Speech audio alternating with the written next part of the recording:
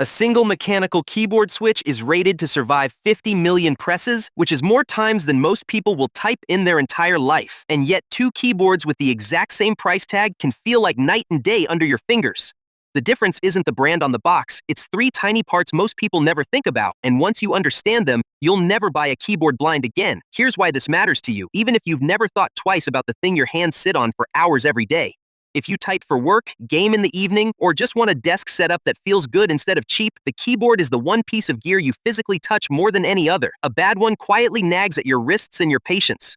A good one disappears, in the best possible way, and you forget it's even there. So let's break down what's actually going on under those keys in plain language without the jargon that keyboard forums love to throw around. Start with the core idea, because everything else builds on it.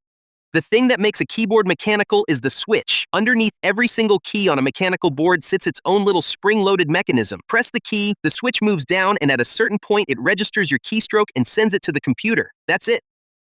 The reason this feels so different from a cheap keyboard is that most budget keyboards don't use individual switches at all. They use something called a rubber dome, which is basically one big sheet of squishy rubber bubbles stretched across the whole board.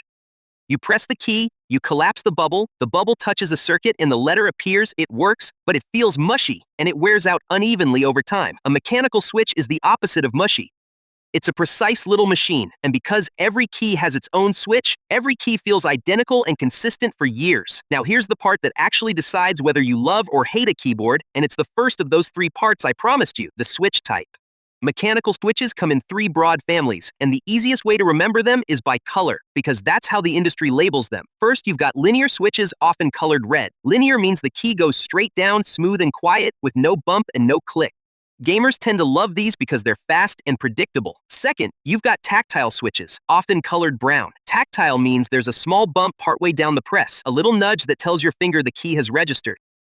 Typists love these because you can feel the keystroke land without having to bottom out the key. And third, you've got clicky switches, often colored blue. Clicky switches have that same bump, plus a loud, satisfying click sound, the one you've heard in every video of someone typing dramatically.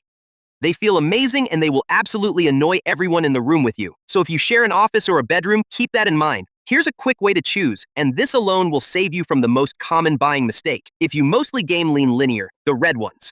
If you mostly type and want comfort, lean tactile, the brown ones. If you work alone and love the sound, blue clicky switches are your reward. There's no single best switch, only the one that matches what you do all day.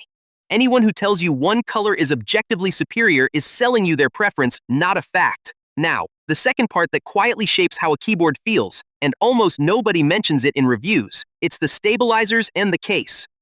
Stabilizers are the small supports under your big keys, the spacebar, the enter key, the shift keys on a cheap board. Those big keys rattle and sound hollow because the stabilizers are loose and dry. On a well-built board, they're tight and sometimes lubricated, so the spacebar sounds deep and solid instead of clattery, and the case itself matters more than you'd think. A flimsy plastic case echoes and sounds tinny, while a heavier case, sometimes plastic with internal foam, sometimes metal, absorbs the sound and gives the whole keyboard a richer, more grounded feel. This is a huge part of why an expensive keyboard sounds expensive, and it has almost nothing to do with the switches at all. Let me give you the third part, the one that decides whether a keyboard even fits your desk and your habits, the layout and size. Keyboards come in a handful of common sizes, and the names sound confusing until you see the logic. A full-size keyboard has everything, including the number pad on the right. A tenkeyless board, often written as TKL, is the same thing with the number pad chopped off, which frees up desk space and lets your mouse sit closer to your body. Then there are compact layouts, often called 65% or 60%, that strip away even more keys to shrink the footprint down to the essentials.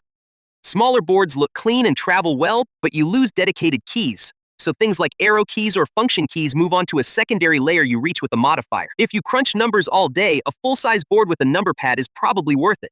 If you want space and a tidy desk, a tenkeyless or compact board feels liberating. Match the layout to your actual work, not to what looks cool in a photo. So let's put those three parts together, because that's the real skill here. Switches decide how each key feels. Stabilizers and the case decide how the whole board sounds and how solid it feels. Layout decides how it fits your space and your workflow.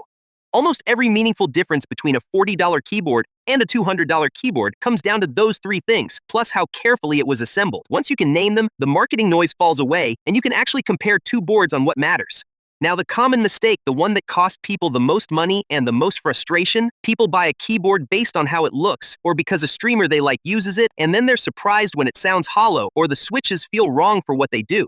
Looks tell you nothing about feel. A gorgeous board with bad stabilizers and the wrong switch type for your hands will disappoint you every single day. The fix is simple. Before you buy, decide your switch family first, linear, tactile, or clicky, based on how you actually use a computer. Then check whether the keyboard mentions things like lubricated stabilizers, a sound-dampened case, or a heavier build, because those signal real construction quality. Then pick the size that fits your desk. Do it in that order and you'll skip the expensive trial and error most people go through. A couple more things worth knowing before you shop, because they come up constantly. You'll see the term hot-swappable. That means you can pull out the switches and pop in different ones without any soldering, which is fantastic if you're not sure what you'll like, because you can change the feel later instead of buying a whole new board. You'll also see keycap materials mentioned. The cheaper plastic, called ABS, tends to get shiny and slick over time, while a tougher plastic called PBT keeps its texture longer and resists that greasy shine. None of this is essential knowledge, but it's exactly the kind of detail that separates a keyboard that still feels great in 3 years from one that doesn't. What should you actually do next? If you're curious but not ready to spend much, look for an entry-level mechanical keyboard with hot-swappable switches, because it lets you experiment with switch types cheaply and learn what your fingers prefer. If you already know you love a clicky or tactile feel, you can invest more confidently in a board with good stabilizers and a solid case, knowing exactly why you're paying for it. And whatever you do, if you can, try to press a few different switches in person, or at least watch a sound test before you commit. 30 seconds of feeling a switch tells you more than 30 reviews. So, back to where we started. Remember those two keyboards at the same price that feel completely different? Now you know it isn't magic and it isn't the logo. It's the switch family under each key, the stabilizers and case shaping the sound, and the layout shaping the fit. 3 small things hiding in plain sight that decide everything about how a keyboard feels in your hands. You can walk into any store or scroll any listing and read a keyboard like a pro now instead of guessing.